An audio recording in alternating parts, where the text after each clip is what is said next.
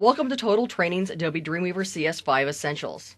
I'm Dee Sadler, an Adobe freelance professional, Adobe certified instructor in over 5 programs, Adobe user group manager, and Adobe community professional for the Creative Suite and regular speaker at conferences.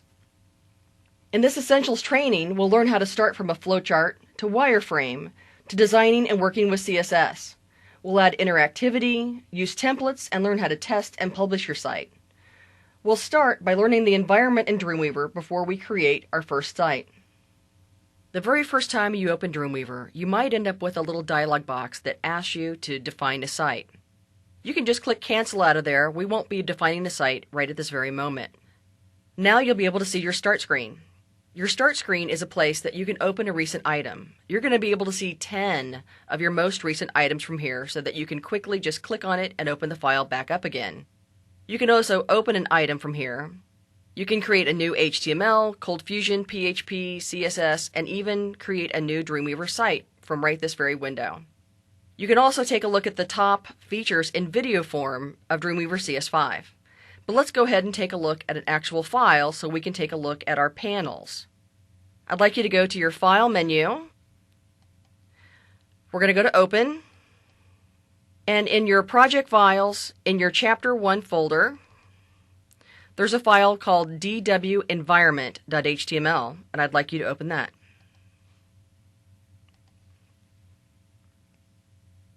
Once this file is open, let's take a look at our window first, and then we'll take a look at our panels after that.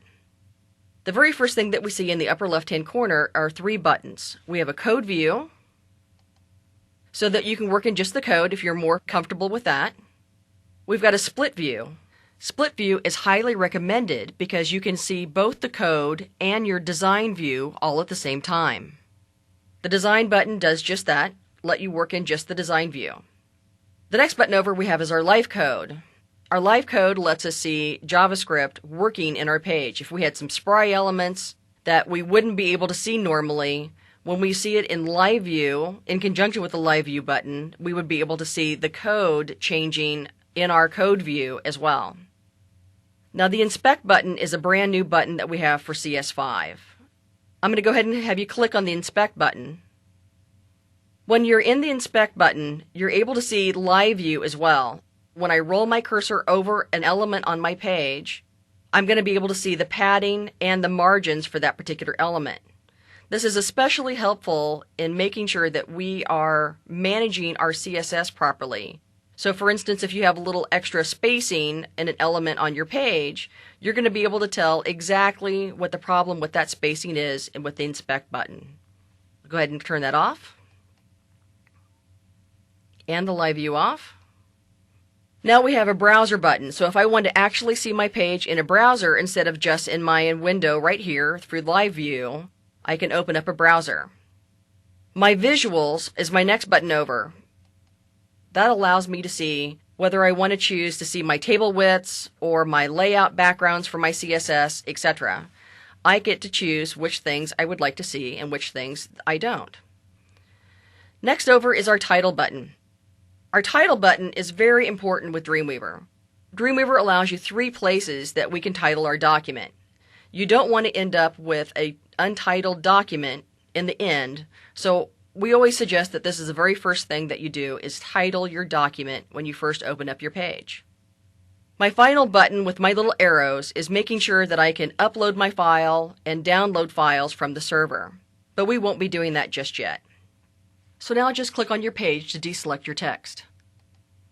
Now let's take a look at the bottom of our page. The bottom of our page is a very important little feature in Dreamweaver. Now it's been around for a long time. It's not a brand new feature, but it's one that's important nonetheless, and that's our tag inspector. Our tag inspector allows us to choose elements on their page easily just by where your cursor happens to be sitting. In the moment, my cursor happens to be sitting in my list items. So I see body, UL, and LI tag. If I were to click the LI tag, then it selects the list item for that particular bulleted list. Further down, we have our selection tool, a hand tool for when my page gets full and I need to move my page around, a zoom tool that lets me zoom all the way up to 6400% if I wish, the size of my page as far as weight goes, so that what's 1K and how many seconds it takes to download. And it says that it's Unicode UTF-8, which has all to do with my special characters and how they're displayed on my page. So let's take a look at our Property Inspector next. Our Property Inspector has two buttons on it. I have an HTML button and a CSS button.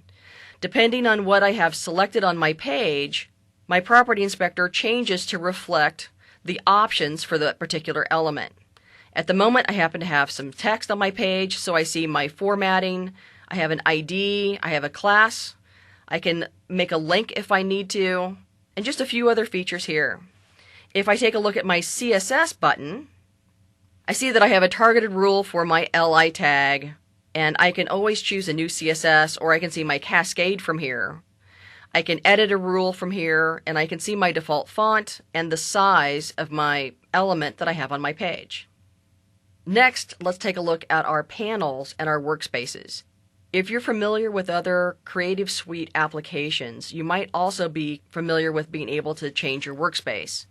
If we take a look at the top of our screen, we'll see that right now it says Designer, and there's a little arrow that has a drop down to it. If we go ahead and click on that Designer and change that to Coder, for instance, we'll see that your page changes to Code View and that your panels move over to the left-hand side, and you're able to see your Files panel more specifically. Let's go ahead and change that back to Designer,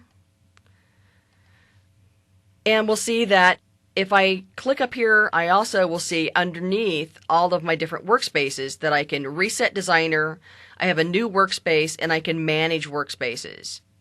So let's take a look at some of our panels so we can see what things that we might want to have over on the side.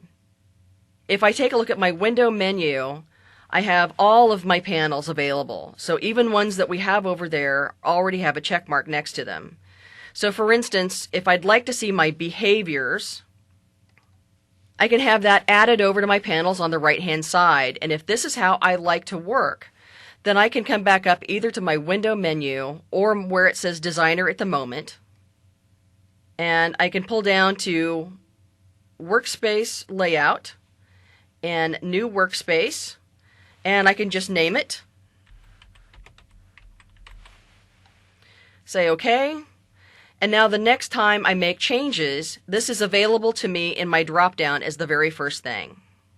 So let's take a look at the panels on the right-hand side just to know what you have available to you, and then we'll take a look more in depth a little bit later on. The first panel that you'll work with on the regular basis is my Insert panel. My Insert panel, if I double-click it, I have a drop-down for Common, Layout, Forms, Data, Spry, In-Context Editing, Text, and Favorites, meaning that I can make my own favorites. So just even in the Common tab, I can do simple things like hyperlinks and emails and a named anchor, etc. The next panel that we work with on a regular basis is our CSS styles. If I click on the All button right now, I actually have a style sheet applied to this particular page, and I can see my body styles and my paragraph styles and my heading styles. The next panel that we'll work with on a regular basis is our Files panel. Our Files panel allows us to manage our sites and see what files that we have available. As long as we work within our Files panel, you're going to be able to do much more in DREAMWEAVER later on. For instance, you'll be able to check your links site-wide, and you'll be able to make sure that if you move files around and move pages around, that DREAMWEAVER will help you make sure that all your links work properly.